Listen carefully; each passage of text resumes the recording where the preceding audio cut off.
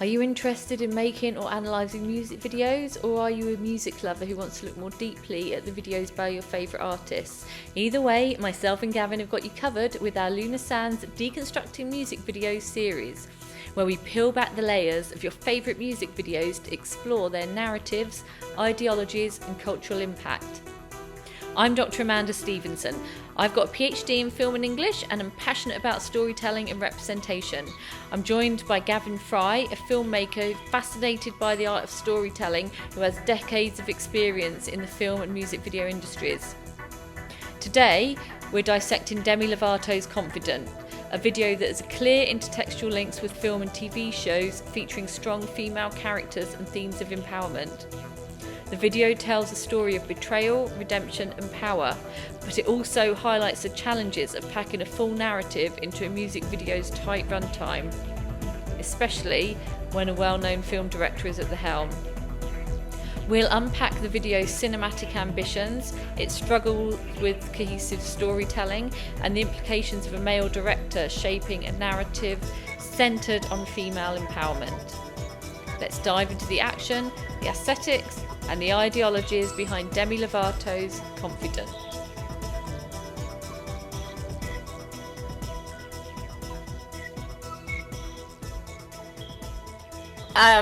I think the reason that it was just one that stuck in my head, and that's just because of the whole kind of female action hero and sort of women coming together and rather than competing against one another, and women being set to compete against one another by men and, you know, resisting that. So that's kind of, I think, why it stuck in my head.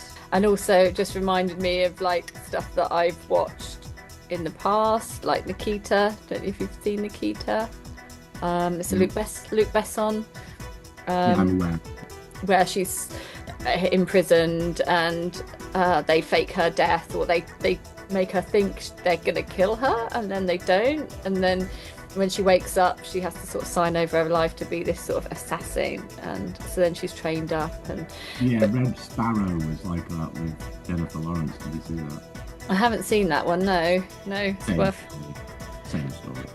Yes. And in Nikita, he sort of, the guy that sort of trains her up sort of takes her out for dinner, and she's thinking that, you know, she's going out for dinner, it's a nice treat, but really she's got to assassinate someone there. And then they send her they say go and kill this person, then escape through the bathroom, and then but it's all bricked up, so they kind of put her in this impossible situation that she's mostly, you know, as a test or as a way to, you know, get her to do the assassination and kill him. Anyway, so so it kind of made me think of that as well as Alias and things like that. So the story, like, I don't quite understand the story. I don't know if it made much more sense to you. Like the whole setup of it, like the whole vibe of it kind of makes sense in terms of, you know, they're brought out of prison and they're set up against each other. But like this thing in the briefcase, what's that all about?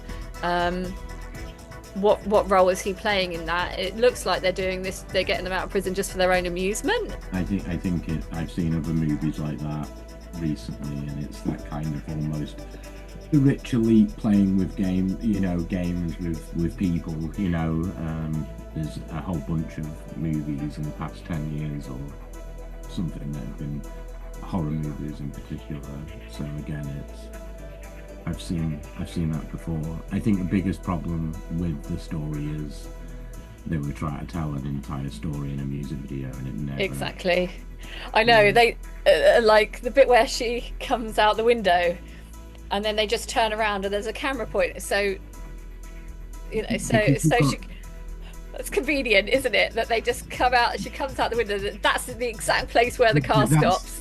that's the difficulty of doing narratives, which I've done a lot in music videos, is you can't have any subtlety. You've lost all of the build and the nuance that you get in like an actual full story, and you just have to show the highlights of it really quickly and go through the acts, and it can never be done subtly, you know. It's like whether the actors are good or bad in it, it's kind of when you're trying to tell like a proper narrative like that, every scene is a one shot where everything has to be told, and because of that, it becomes a little bit. It's very on the nose Yeah. narrative.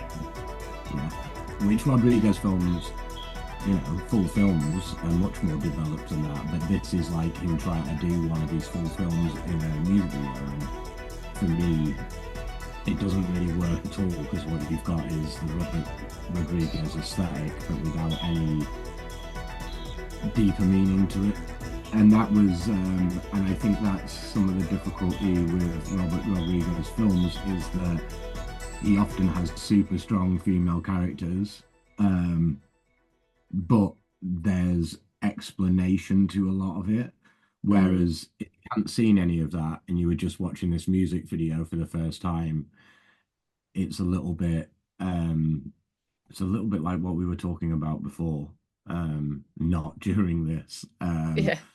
about how you've got these super cool, they're swapping the traditional roles round, um, but the women are still super sexy still, and it's still super objectifying them. Yeah. And if you just watch it in a music video like this, it's like Robert Rodriguez, like there's loads of objectifying of women in his films, but there's so much reasoning behind it, behind the stories and the aesthetic, that it creates a very different tone to that. Whereas when you just watch this, it's kind of from my perspective anyway of watching it, it's kind of full of that contradiction, Mm. which again, it feels like a very male-made video trying to tell a story of women.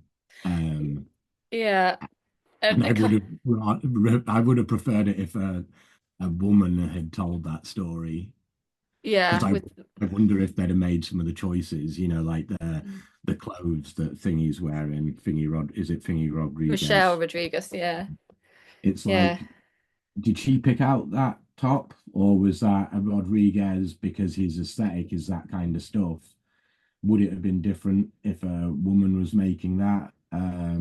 You've still got that male gaze in it, which I don't know if that's positive sexuality again, or whether it's Uh, it's almost like I'll take what I can get. It's really weird. You kind of see that, but you sort of overlook it or choose to overlook it because there's other elements of the stories that are positive. It's like but for nothing's me ever that really feels positive. a little bit, I don't know if contrive's the right way, but a little bit disingenuous, because again, it's kind of, and again, And I've done in productions I've made where if you make the woman a super badass, it's more acceptable to also objectify her, yeah. uh, because it's like, well, look, she's so strong and so in charge and stuff that it's cool to objectify her because she won't give a fuck anyway. Sorry. Well, and she's no threat. She's not a threat to you really. Well, It's, she's a yeah. It's kind of because she's also beautiful. She's still something that we would like to. Yeah, there's a difference to that. And I'm not saying that you have to not be beautiful to be a kick-ass woman either.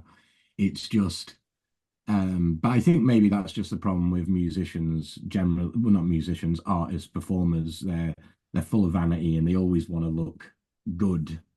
And what's good again is quite societal. So in that film, I saw them telling the stories of strongish female characters, although again, their quick use of violence and stuff was a bit kind of, is strong female characters just basically doing the same characters what men traditionally did. mm, It's like Fast and the Furious, but it's with women doing it.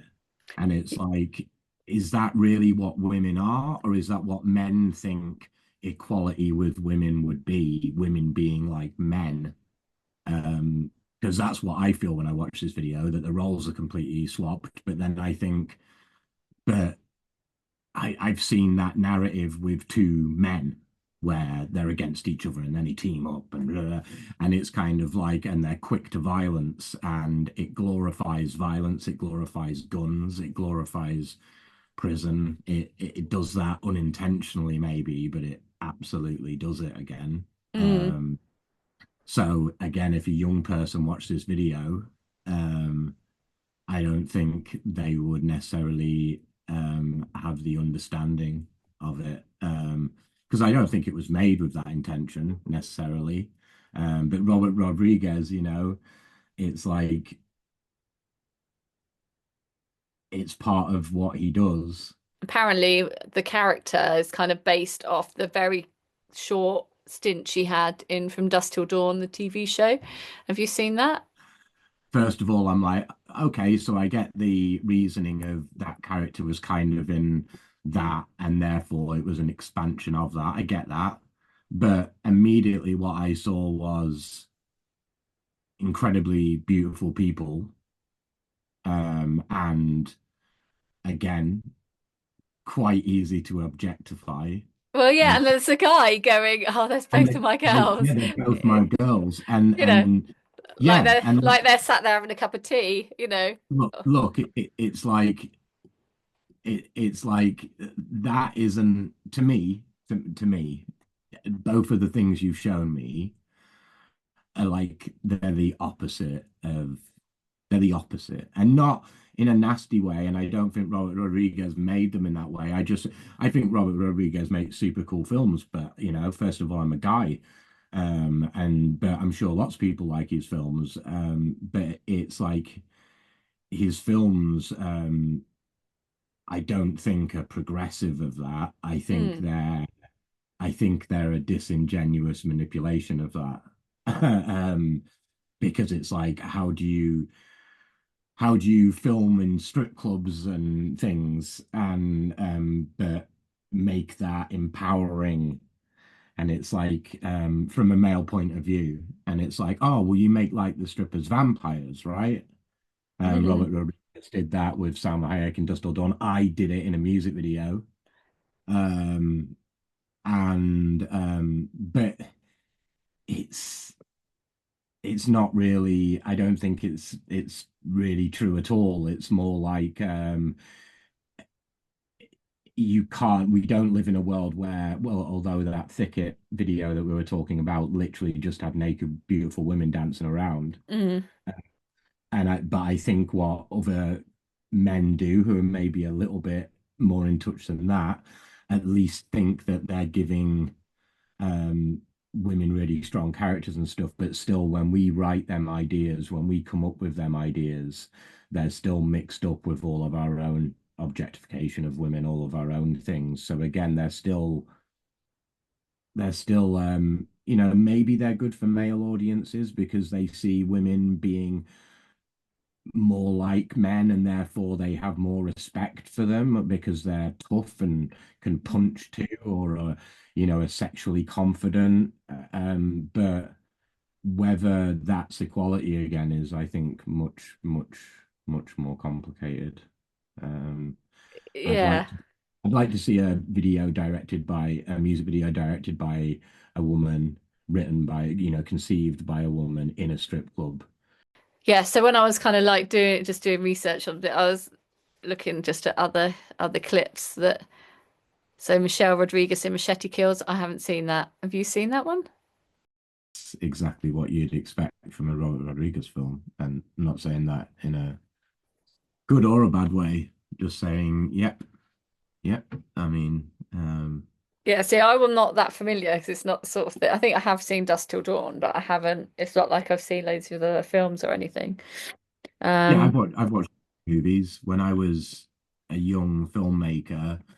Robert Rodriguez's 10-minute film school that he did after making El Marcio, or whatever it's called, that one with Antonio Banderas. mm, And he made that super low budget, and then he put out like the 10-minute film school. And to me, he was like this poor guy without many, many good things around him to make films, but he still made this film, and regardless of its content, even it was kind of like, oh, you made like a proper film. And he was the guy that me and Mark and that learned to do tracking shots and shopping trolleys. That Mm. was Rodriguez who I read that. So it was the same time as Quentin Tarantino, and they were different, but they were both, yeah. And Dust Till Dawn was both of them, wasn't it? And then they made a double bill, which was both of them, and they make very different things. I always like the B movie and over the top aesthetics of Rodriguez. Mm. I think it looks super cool. I think he makes like incredible kind of visuals, and not mainstream. He keeps it in that kind of B movie tradition. Tarantino's different. They're pretty different, but yeah, I mean, I've seen all of his stuff probably, and I like him in different ways. However, I've been destroying his work today, but to me, that's because of the artist involved, the song involved, the point of it, and it's almost like talk about the wrong mixture of worlds and ideas. It's like it doesn't really lead to a compromise. It's amazing that it actually just led to a Robert Rodriguez film. Almost like Mm. you said, I'll do it as long as it's completely what I want. Like I was making, and they Well, went yeah, and because made. that's the other thing. It doesn't relate to the lyrics at all. There's not No, really, no, it's not no. really I feel link like there.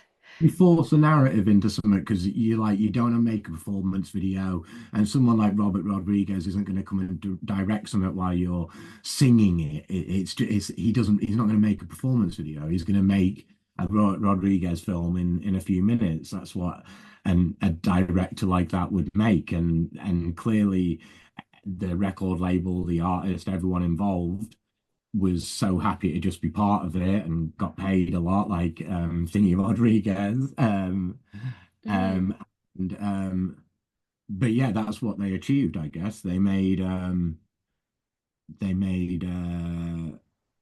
yeah, they made that. What was the Lady Gaga Beyonce one that was made? Lemonade or um I don't know. There's Ariana Grande and Lady Gaga. I don't know about Beyonce. yeah, there What was a by Robert Rodriguez? I don't know if it was Rodriguez, but it was just it reminded me, it just popped into my head as another one of these videos, which was um yeah, I don't know. I'm not going to comment too much on it. It's just more like I think if you want to tell a strong female story, the people coming up with the concept, not necessarily directing or writing or individual things, but the person who kind of really comes up with that concept, I think should be the person. Mm. Um, and therefore the story would make sense. It would be connected to the narrative, even if it was in a very, abstract or different Yeah, way. it's kind of like they've got their pivotal shots, isn't it? That they want to, like the key and the chains and the her sitting at the table and, Yeah, walking along she with the probably, chain. yeah, she probably suggested a few things, and It's that's what. like, yeah, just kind of But it draw is, them together some way. but it is like the clip you showed me of the Dust Till Dawn TV show. I mean, it's everyone has agreed to be in a Robert Rodriguez film. That's it, and Yeah, that's what he did. And I'm sure he placated people in certain ways. But when I watch it, I'm like, I can't decipher between that and any other Rodriguez yeah, thing. It's apart from it's far worse because because the I narrative isn't holding it together. exactly, Mm. a feature film or even a 10-minute short film where you've allowed dialogue and you're allowed actual performance again, whereas Michelle Rodriguez is just having to do all of these quick, immediate, it's very, like I said, it's on the nose, but that's because you're trying to tell a massive story in a few minutes. I've Mm. made that mistake loads of times. Sometimes because I was doing it because people asked for it, and sometimes because I stupidly chose to do it. And I think because I wanted to make a little film, I didn't want to make a performance video again. But yeah, it's like without so many other elements, I don't think there's hardly any I can think of. There's some that are semi-narrative that work very, like a moment, which Mm. can still, it's There's still quite a lot narrative. where, yeah, there's quite a lot where like there's a narrative thread running through it. Sort of what I like about the um Evanescence one, Going Under, is that they've kind of do have that performance element, but that is sort of also brought into the narrative itself. So, um, Yeah, it's a tricky balance. My favorite is abstract narrative and performance. That's my mm, favorite mix of all the videos I've done. mm, Because again, I think when you've got a few minutes um, to tell something in an impressionistic way, it is, I think, far more meaningful than trying to create real structure and traditional sense of narratives and story. I think it's not that they don't work, but it's more like you have to cut out all the detail and just have this quick moment of narrative. Then you have some performance, and you have a quick moment of narrative, and because of that, it feels all the videos I've made that I look back on, some better made than others, but all of them a bit like the one today that we're looking at. It's like even with someone as good as making films as that, and even with a really good song, really good artist, all them things, it still feels proper cheesy, far more than a Robert Rodriguez film. mm. They're normally tongue in cheek, but they're not stupid and cheesy and on the nose. But I think this is what you often get when that happens, even with great people like that making stuff. Um, Yeah, it's like who signed off on that story? And I've seen some reaction videos as well, people watching like the video for the first time, but more, not like dissecting it, but they do just again pick out those, pivotal narrative moments, and no one seems to mind that all the bits in between don't really kind of tie together. I mean, I mind because Well, yeah, I it, mean, in terms of the reaction videos I've seen. it literally just becomes quite meaningless. Like if I watched that and it was a short film and there's a little bit of talking, he could do it. Maybe I'd get the point of it. It's like, but the song loses its impact because I'm too busy trying to understand what is going on in the story. Yeah, exactly. But Like the yeah, opposite. It's the yeah. opposite I learned, which is because I was a filmmaker and stuff, I wanted to make stuff that worked from a film point of view and to hell with the song to some extent. Hmm. Um, I mean, the Stripper Vampire music video I made, that was me going to a band and saying, I'll make a video and I'll pay for it. Um, but I want, your song, I want you to be in it, but it's going to be the idea that I've already come up with that's got nothing to Mm, do with your song. And mm, everybody agreed. And because I didn't make it too narrative, I think it kind of worked in them ways. But again, like I said, there's a lot of other problems with it uh, in many ways. And I don't know. I think again, when I watch this, it's like instead of adding to the song and creating a visual feeling, which makes the song better, even if it works against it or with it, but it's kind of deliberate and it's based around the song. I mean, I always want to speak to the person now who's written the song, mm, because they often tend to have the deepest understanding of it. And often their performance, or at least write their lyrics and things. And my first question now is to them, it's like, what's it about? Why did you write it? What do you think? Because that's where it should come from. It's like the point of that song should be the point of the narrative.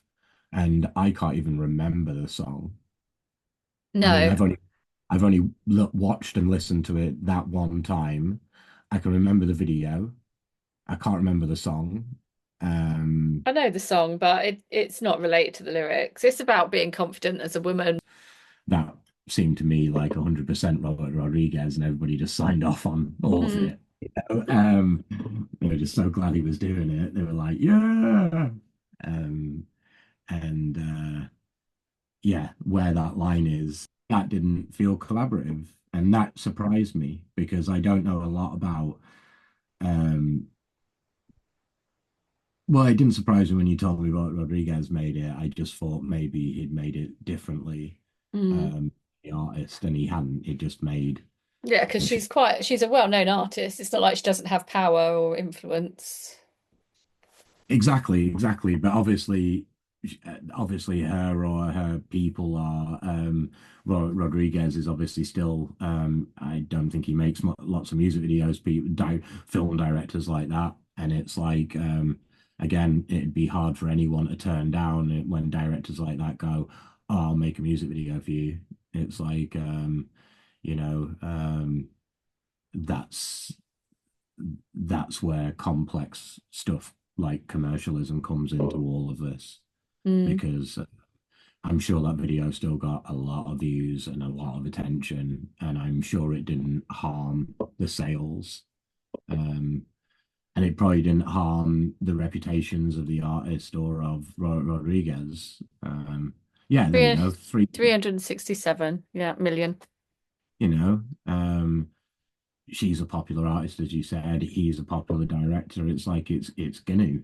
But Um, also, yeah, it's sort of we're so used to seeing women's objectification, anything that's even remotely um doing something else alongside it that we can sort of take from. I think I'm just so used to pulling out the positive bits and sort of trying I not get. to try and ignore the rest as best I can. It's like, I guess I'm talking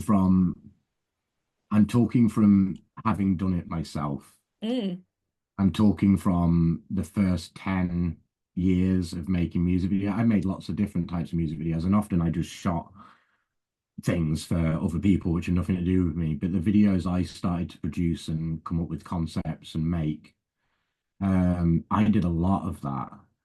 Um, and looking back on it, I'm still not 100% sure.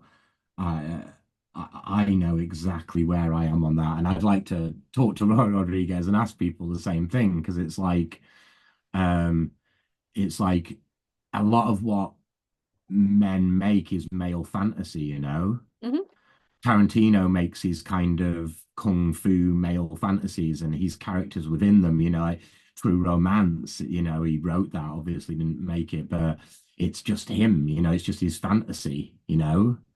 And so much of it is that. And that's super cool. I mean, art is people's perspectives and stuff, but I think if they're taken any more than just a singular perspective, and that's where it all comes into a weird thing. Whereas if you're going to show it and if people are going to watch it and if you've got audiences, do you have responsibilities?